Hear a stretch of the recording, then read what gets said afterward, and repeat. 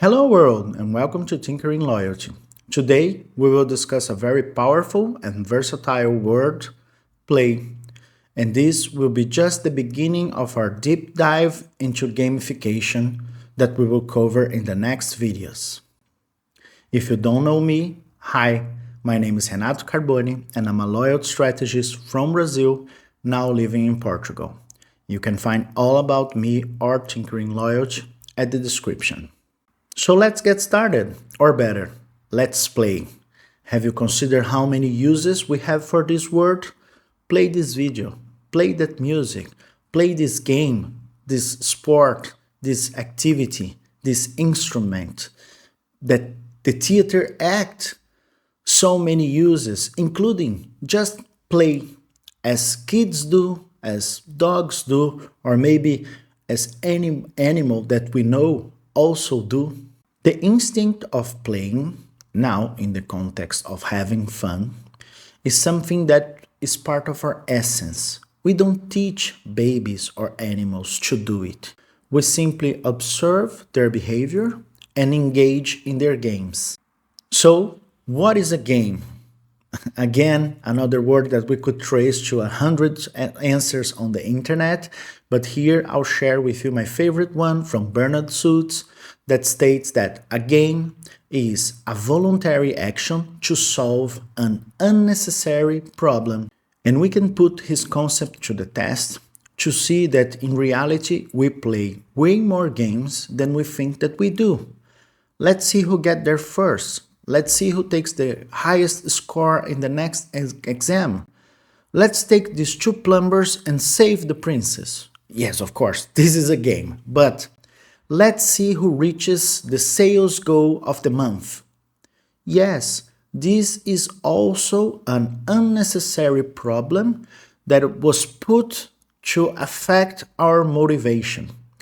So, although the first three we would say, yes, this is definitely a game, the fourth one is also a game, at least from a concept perspective. Yes, I'm not crazy. I'm just stating that a sales goal is also a motivational trigger to influence our results. And if you follow along my explanation, I believe we are almost ready to discuss what is gamification. Before we get to it, I believe there are three more concepts you need to know about games. So, a game is consisted by known rules and invisible mechanisms.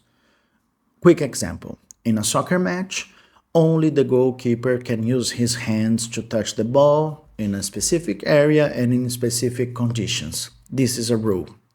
But you also know that in a soccer game, if you kick the ball as high as you can, it will eventually fall down due to gravity.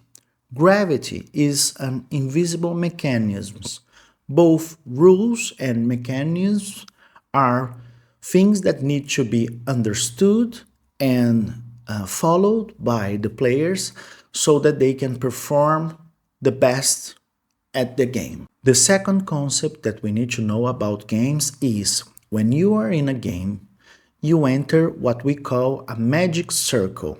So inside the magic circle, everyone that's playing the game needs to attend by the rules and also the invisible mechanisms.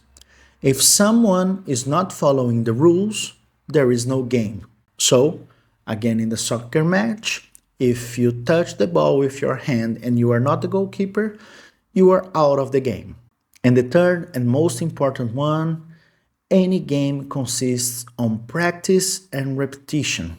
So, the games have the ability to teach us something that we are good at or can be good at and how we can improve. If you get this soccer or any sport example, if you talk to a player just after they lose the game, the first thing, of course, they will be sad, but the first thing they will say is, we know our mistakes and we know what we need to do to perform better the next time we play.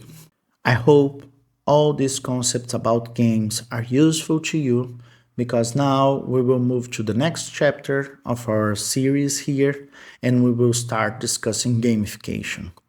You will probably find multiple references on what gamification is, but I'll give you the most accurate one in my point of view. Gamification is a design focused on the human motivation and not the functionality. If you want to get inspired about what gamification can do, I'll recommend you watch this amazing TED Talk by the exuberant, her words, Jenny McGonigal. The link to her TED Talk and her book is in the description. Obrigado.